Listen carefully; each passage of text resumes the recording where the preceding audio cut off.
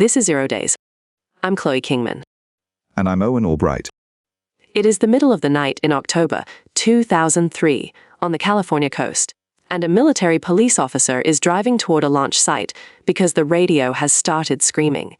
He can hear his friends on the net. One of them is saying, "It is coming right at us. It is coming right for us, and now it is right here." A moment later, the same voice says it took off. It is gone. When he arrives, there are 5 people standing there who cannot agree on very much except that something the size of a football field held still above their heads for about 45 seconds and then left faster than anything they had ever seen. The officer's name is Jeffrey Nuccetelli.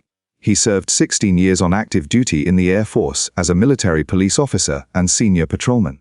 That night he was working at Vandenberg Air Force Base, which at the time was the home of the National Missile Defense Mission on the West Coast and the launch site for national security payloads. He filed a report. He and the other witnesses wrote statements within a day or two and sent them up the chain. And then, by his account, nothing came back down. 22 years later he said all of it again, in a room in the Capitol Visitor Center, under oath, in front of a congressional task force, with a stenographer taking it down. That is the episode. Not the red square, not the sphere over his house. The distance between a report nobody answered and a printed government document that nobody can take back. Let us establish what actually exists, because it is unusually clean for this subject. The hearing was held on September 9th, 2025. It was titled Restoring Public Trust through UAP Transparency and Whistleblower Protection. It was convened by the Task Force on the Declassification of Federal Secrets, which sits under the House Committee on Oversight and Government Reform. Representative Anna Paulina Luna chaired it. Representative Jasmine Crockett was the ranking member. The Government Publishing Office printed the whole proceeding, so the transcript of every word spoken in that room is a public document with a serial number on it. 5 witnesses sat at the table: Nuccetelli, a Navy senior chief petty officer named Alexandro Wiggins, the journalist George Knapp, an Air Force veteran named Dylan Borland, who we covered in his own episode, and Joe Spielberger from the Project on Government Oversight. That last one is worth noticing, because it tells you what the hearing was actually for. Spielberger was not there to describe anything he saw. He is a policy lawyer, and he was there for the second half of the title. The whistleblower protection half. Right, this was not assembled purely as a sightings hearing. It was assembled as a hearing about what happens to people inside the system when they report something the system has no process for. The witnesses were the evidence for that argument, and the Policy Council was there to say what the law currently does and does not cover. I want to sit on the mechanism for a second, because it is the reason we picked this case over a louder one. Go ahead. Almost everything in this subject reaches the public through an interview, a podcast, or a book. Those formats have no penalty attached to being wrong. You can say anything, and if it turns out to be false, the worst that happens is that some people stop believing you. And a hearing is different. A hearing is not proof that a claim is true. I want to be precise about that, because people slide from one to the other constantly. What a hearing proves is who said what, on what date, in a setting where saying something false carries a criminal exposure instead of a reputational one. That is a narrow thing. It is also more than this subject usually has. And it is the reason this case is worth an hour when flashier ones are not. The other part that needs no witness at all is the base itself. Vandenberg anchors the West Coast Missile Defense Mission. It has been launching national security payloads for decades. It was redesignated as a Space Force base in 2021, well after the events he describes, so when he calls it Air Force Base, he is using the name it had at the time. And in his statement he says that during that period, the launches they were running had been described by the National Reconnaissance Office as the most important in 25 years. That is his characterization of what they were doing. Hold on to it, because whatever you make of the rest, these were not empty acres with a board guard on them. There is also a detail about the red square that puts it into the congressional record twice. Which is what? He notes in his own statement that the event had already been referenced by Representative Luna at an earlier public hearing on this subject, before he ever sat down at that table. So the incident had a life in that building before the man who investigated it was invited to describe it. So let us walk the 5 incidents. All of this is his testimony. Some of it he saw, most of it he did not. That distinction matters, and it collapses constantly in the retellings, so we are going to keep it explicit. He testified that he personally witnessed one of these events and investigated others as they occurred. 6 other service members gave him the rest. None of those 6 are named anywhere in his statement. And I want to be precise about what investigated means here, because it is not a figure of speech. He was a patrolman and later a senior patrolman in security forces. That is the job that responds when a report comes in on a military installation. Somebody calls the command center, and a unit like his is what arrives. So he is not a man who heard a rumor in a bar 20 years later.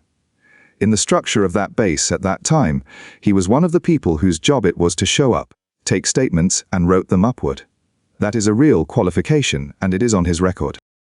It is also, and this is the awkward half, the reason the whole account funnels through one person.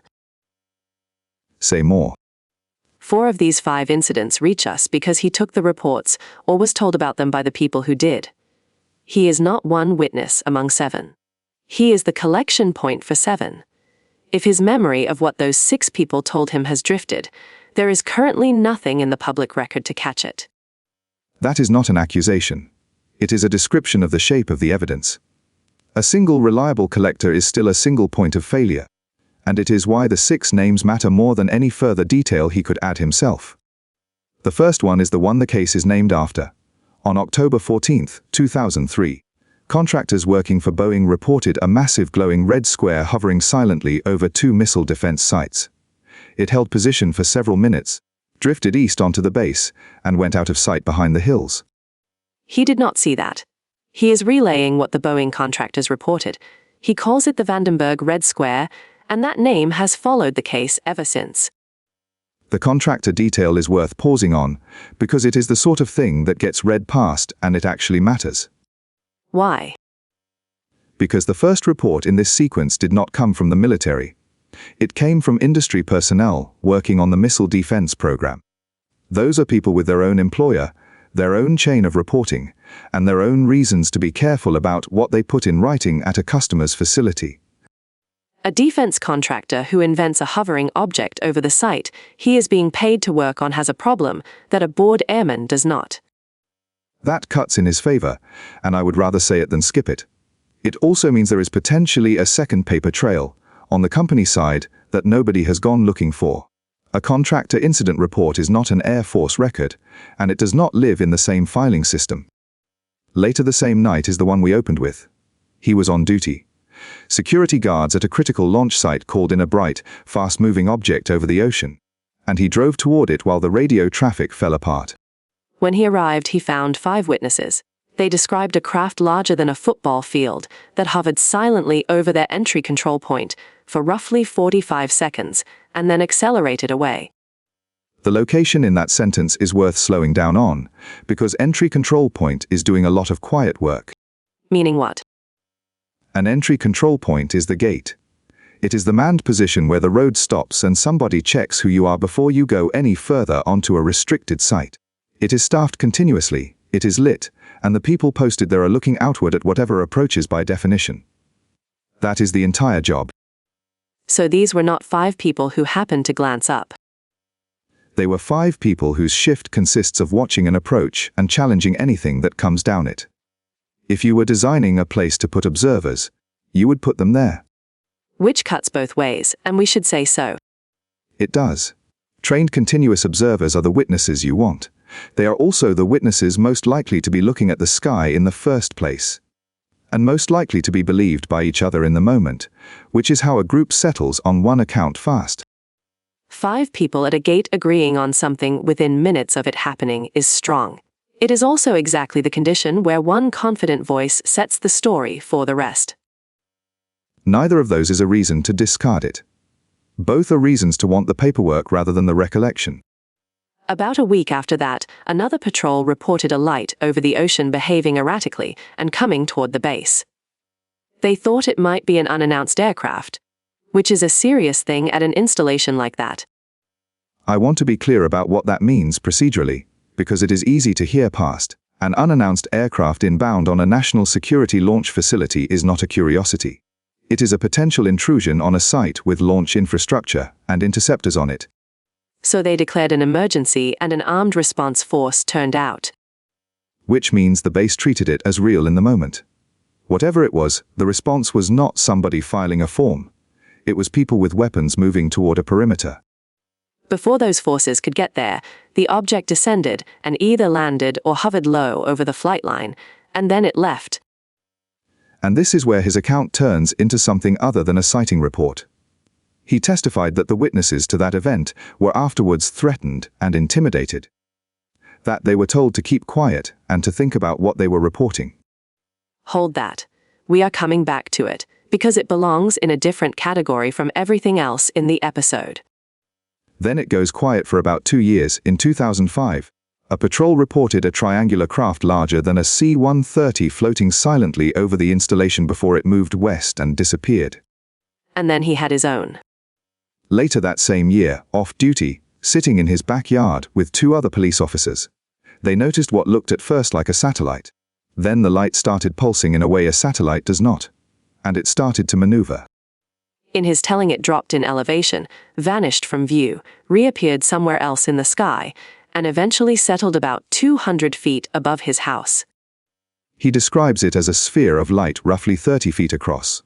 He says it looked solid, and that the light did not radiate outward from it, which is a strange and specific thing to say about something that was glowing. Then it accelerated gently upward and was gone. And that is where the sequence stops. There is a shape to the window that is worth noticing on its own. 2003 to 2005.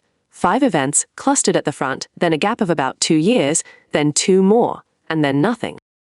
Which is either a phenomenon that came and went, or a reporting environment that opened and closed. Those look identical from outside. And the second one has a mechanism attached to it that he put in his own testimony. The witnesses who were told to keep quiet. If people were discouraged from reporting after the ocean approach incident, then the quiet stretch in the middle of his own timeline is not necessarily quiet sky. It is potentially quiet paperwork. That is a real possibility, and it is also unfalsifiable as stated, which is the trouble with it. An absence of reports is consistent with nothing happening and with people declining to write things down, and there is no way to tell those apart from the absence itself. The only thing that separates them is the paper, again. That is the whole of the citing material. Now here is the part that almost nobody who repeats this case has actually read. And it runs the opposite direction from the version you have probably heard. The radar, and this is where the case gets smaller rather than bigger. If you have encountered this case anywhere online, you have likely been told there was a solid radar return with no transponder. A hard track. Sometimes it comes with the detail that there was no sound and no heat signature. Sometimes it comes with a specific radar system named. None of that is in the record, not in his written statement, and not in the printed transcript of the hearing. What is in the record is an exchange with Representative Jared Moskowitz, who asked him a very ordinary question. What did you do next? And the answer is worth taking slowly. He said that he went into his house after it left. That he made sure no one had been abducted. That he picked up the landline and called the Security Forces Command Center, reported it, and asked them to call him back and make notifications up the chain of command. They called him back in about 15 minutes. And what they told him was that the weather station reported no balloons and no aircraft, nothing on radar, and no aircraft inbound or outbound. Nothing on radar. That is not a detection. That is the absence of one. And the difference is not cosmetic. A tracked return would be physical evidence. It would be a machine with no stake in the outcome, independently registering that something was there. An unexplained visual with no radar correlate is still an unexplained visual. It is not nothing. It is simply a smaller thing than the version that circulates. And I want to name why that matters beyond pedantry. When a case gets repeated with a piece of hard evidence attached that the witness never claimed, 2 things happen. The case gets stronger than the man who lived it ever said it was. And when somebody eventually checks and finds the evidence is not there, the whole account gets thrown out, including the parts he did say. The embellishment does the damage, not the witness. Correct. He gave a careful account. Other people made it louder on his behalf, and he will be the one who pays for that. The strange part is that the stronger case was sitting at the same table that morning. Wiggins. Alexandro Wiggins, Navy Senior Chief, Operations Specialist, roughly 23 years of service, testifying in his personal capacity about something that happened in February of 2023 while he was aboard the USS Jackson in a warning area off the coast of Southern California. And his account comes with instruments attached to it. He describes a self-luminous object rising out of the ocean, which is a claim in its own right, joining 3 others already in the air, and all 4 of them departing at the same moment. He describes what he did not see too, which is often the more useful half. No control surfaces, no exhaust plume, no sonic boom on a departure that looked, to him, effectively instantaneous. The crew recorded it. His statement describes video captured inside the Combat Information Center on a Star SAFIRE electro-optical and infrared system, with timestamps and coordinates visible in the footage. He describes the objects being held on radar across multiple platforms and the tracks dropping immediately after they left. There is even an altitude figure audible in the crew's own conversation on the recording. So on one morning, one committee heard 2 men under the same oath. One of them brought recorded video with position data burned into it and a radar track. The other brought a phone call to a command center and the memory of 5 shaken people. We are not saying that makes Nuccetelli wrong. We want to be exact here, because this is the place where a show like this usually cheats in one direction or the other. Say it plainly then. What Wiggins has is the kind of thing that lets somebody outside the room check.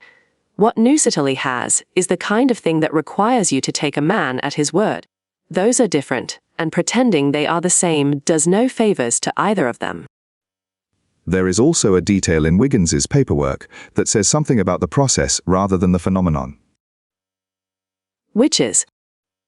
His written statement carries a clearance stamp on its face. There is an office in the Department of Defense that reviews material before any cleared person may publish it. That office reviewed his statement and released it for open publication a few days before the hearing. That is not an endorsement of what he thinks he saw. No. It is the department confirming that the words themselves went through review and came out the other side.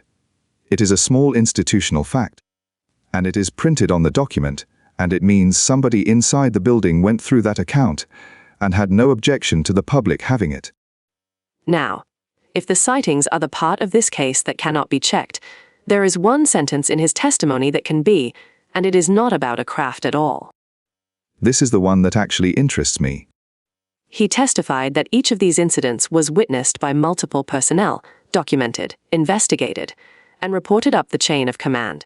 And he testified that the official Air Force records of the October 2003 event are now held by 2 specific places. He named the Pentagon's Anomaly Resolution Office, ARROW, and the FBI. He also described the paperwork on his own sighting. Within a day or 2, he and the other witnesses wrote statements, prepared a report, and filed it. And then the line the whole episode hangs on. We sent information up, but we got no guidance down on how to handle these events. That is a claim about how an institution behaved, and institutions that behave leave traces. This is the part that is genuinely answerable, so let us be concrete about what answering it would look like, because people say records request as though it were a magic phrase. Walk it through. A security forces desk keeps a blotter. It is a running log of everything that comes in on a shift, and it is not classified by default, it is administrative. An incident of this kind generates a report with a number. A range with launch infrastructure keeps safety logs. If 5 witnesses wrote statements, those statements were attachments to something. And all of that has a retention schedule. All of it has a retention schedule, which is itself a public document. So the question is not whether these things ever existed. The question is whether they were retained, and where they went, and both of those are answerable in writing by an agency that is obliged to answer. And he named the custodian himself, under oath, for a specific document about a specific date, at a specific installation. Which means somebody can go and ask. And notice what that question does not require. It does not require anyone to agree about what was in the sky over Vandenberg.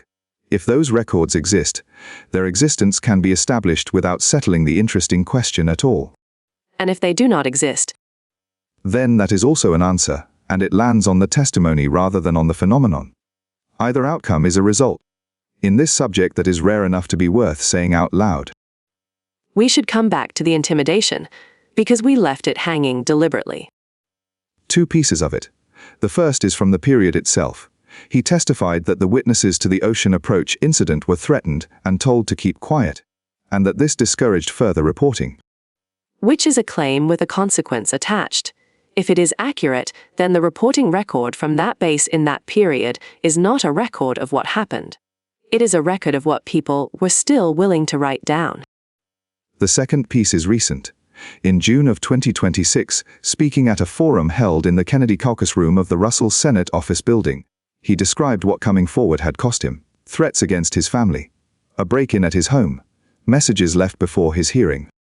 And he raised it in the service of an argument about protecting witnesses, not as a claim about what flew over the base. That is his account, and nobody has corroborated it. But it sits in a completely different category from everything else in this episode, and the reason is procedural. Intimidation of a congressional witness would leave a police report, not a radar track, not a sensor file, a police report. Which makes it the most straightforwardly checkable allegation in the entire story, and checking it requires no opinion whatsoever about the unidentified craft. He was not the only person at that table describing consequences, either. No. Borland's statement to the same committee lists more than a decade of them, and his career detail is worth hearing because it is specific enough to check. He served in the Air Force from 2010 to 2013 as a geospatial intelligence specialist, the career field designated 1 November 1. Afterward, he worked as a senior analyst for defense contractors, analyzing video, radar, and electro-optical imagery to identify aircraft. Which is to say his job was looking at sensor imagery of things in the air and saying what they were. That is the relevant qualification, and it is on his statement. He describes being stationed at Langley in Virginia, running around-the-clock operations, and one night in the summer of 2012, at roughly 1:30 in the morning, seeing an equilateral triangle about 100 feet on a side pass, within about 100 feet of where he was standing. He says it interfered with his telephone. He says it made no sound. He says the material looked fluid or dynamic. And he says it then climbed to commercial jet altitude in seconds with no wind displacement, and nothing you would expect from something that size moving that fast. And then the consequences. Career obstruction over more than a decade. Employment documents, he says, were altered. Colleagues instructed not to speak with him. Manipulation of his clearance records. And a detail that is very easy to check if anyone wanted to. He says that during a counterintelligence polygraph, for a job that had nothing to do with any of this, he was asked to disclose the contents of the complaint he had filed with the intelligence community's Inspector General. Two men at one table, describing professional and personal consequences in that much detail, is a pattern inside the hearing itself. It does not tell you whether either of them saw anything. It tells you what they say happened after they talked about it. And those are separate questions that get run together constantly. There is one more thread, and it is the one where this show has to be most careful about its own instincts. The nuclear question. Reports clustering around missile fields, weapons storage sites, and nuclear generating stations have been a feature of this record going back to the 1960s. It is one of the oldest patterns in the subject, and Vandenberg fits it neatly. Wiggins independently says something similar about his own stretch of ocean, that objects are encountered there with some regularity, in the same operating areas associated with the well-known encounter off that coast in 2004. So 2 of the 5 witnesses that day placed their events at strategic ranges. That is the kind of thing that feels like it means something. And here is where we say the uncomfortable part ourselves, rather than waiting for somebody to say it to us. Go on. Strategic installations are watched continuously. They are staffed around the clock by people trained to report anomalies and equipped with the sensors that would catch one. Reporting is not optional there, it is the job, and failing to report is itself a problem for the person who failed. So a concentration of reports where the observers are concentrated is what any distribution would look like. That is the whole objection, and it is a good one. If you only count sightings in places that are professionally obligated to count them, you will find that sightings happen in those places. And the second problem is subtler. A pattern assembled out of testimony is a pattern of accounts. It is not a pattern of events. Those two things can look identical on a map and mean completely different things. 3 sites on one coastline is a map. It is not a finding. Which does not make the nuclear adjacency question uninteresting. It makes it unresolved, and it means the way to resolve it is not by collecting more accounts. It is by getting at the paper the accounts say exists, which brings us back around. Before we close it out, there is one asymmetry in this story worth naming, because it is going to matter for what we cover next.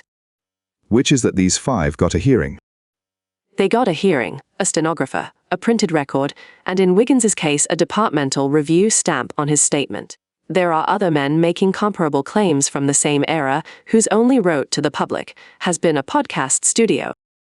And who gets a hearing and who gets a microphone is a question you can actually research. Witness lists are published. Event programs are published. You do not have to rule on whether anything flew to look at that. It is also worth saying what the difference buys, practically. A witness at a hearing gets a transcript, a date, and a record that outlives the news cycle. A witness on a podcast gets an audience, which is larger, and no record at all. And the second one is easier to dismiss later precisely because there is nothing to point at. If somebody wants to know in 10 years what Nuccetelli actually said, they can read it. If they want to know what somebody said on an interview show in the same period, they are relying on whether that file is still hosted. Which is an argument for the format, whatever you think of any individual witness. With one caution, and we should say it now rather than later. Say it. Absence from a hearing record is not proof that somebody was silenced. It can equally mean an account did not survive vetting. Selection effects run in both directions, and a show that only notices the flattering direction is not doing the work. There is one more thing in his statement that gets skipped, and it is the part he presumably cared about most, because it is what he actually asked Congress to do. He had 3 asks. 3. Fund independent research and treat the study of these events with the same seriousness as any other scientific field. End secrecy and overclassification. On the argument that without transparency witnesses like him get dismissed by default. And protect the witnesses, because many stay silent out of fear for their careers, their reputations and the safety of their families. Notice that none of those 3 require anyone to believe him. That is the thing. Every one of those is a procedural request. You can think his sphere was a drone or a satellite or a trick of the eye, and still think a service member who reports something anomalous at a launch facility should get an answer back and should not lose a career over it. He also closed on a wider claim, which is that these phenomena challenge assumptions about reality and consciousness and our place in the universe, and that investigating them could produce real advances. That is the part where he stops being a police officer describing an incident and becomes a man arguing a position. Both things are in the same statement. We are not going to pretend the second half is not there just because the first half is the checkable one. So what would move this? 3 things, and they are all narrow, which is unusual here. The first is the records he named under oath. That is a request, not an argument. The second is the base-level paper from that October. The blotter, the incident reports, the range safety logs. Somebody with a records request, and some patients could find out whether they survive. The third is the 6 people. He says 6 other service members provided the material in his statement. Not one of them is named in it. Each of them is a first-hand account attached to a service record. And any one of them speaking would change the shape of this case immediately, because right now every incident except his own reaches us through a single man. And the honest version of what would actually change it is not a better witness. No, it is a document produced at the time, by a system that was not trying to prove anything to anybody. That is what moved the material off that same coast in 2004 out of the anecdote category. It was not a more compelling storyteller. It was a censor file that existed before anyone had an argument to win with it. I keep coming back to what he said at the end, when Moskowitz asked him what he and the other witnesses make of it now, 20 years on. He did not claim to know. He said they do not know what they saw, that it changed their lives and the way they think about everything. And then he described a pattern he says ran through all of the encounters, which is that somebody would notice a light, and pay attention to it, and then the object would respond. His words were that it performs for you, and then they come down and they investigate you. That it is almost like they are curious. And then, maybe it noticed us after we noticed it. That is an unusual thing for a witness to say. It is not a claim about physics or propulsion or origin. It is a man admitting that the most interesting thing he has is a feeling about being looked at. So where does this actually sit? There are 2 live readings, and we are not going to pick one for you. The first is that a group of security forces personnel at a strategically important installation saw a series of things nobody has explained, reported them properly, and were met with an institutional shrug that has lasted 2 decades. The second is that a set of nighttime visual sightings by people under stress, at a busy and heavily instrumented range, hardened over 20 years of retelling into a coherent narrative that the men involved now believe completely, and that the instruments never recorded. Both of those are consistent with everything in the public file. That is not a dodge. It is the actual state of it. And the thing that ought to bother everybody, whichever of those you find more likely, is that the work to tell them apart has not been done in either direction. Nobody has produced the records. Nobody has ruled them out. He named the agencies holding the paperwork, in a room where lying is a crime, and as far as we can tell, nobody has gone and asked. A patrolman filed a report and heard nothing for 22 years. The difference between then and now is that he is on a page with a number on it, and that page does not expire. Thank you for tuning in to this episode. At Zero Daze, we know you have many choices in where to get your information from. Our continued efforts rely on the actions of our subscribers, so please take a moment to like, comment, and subscribe, and hit the notification bell to be informed the moment a new episode is live. The full sourcing is in the article at strangerthanfiction.org. The link is in the description.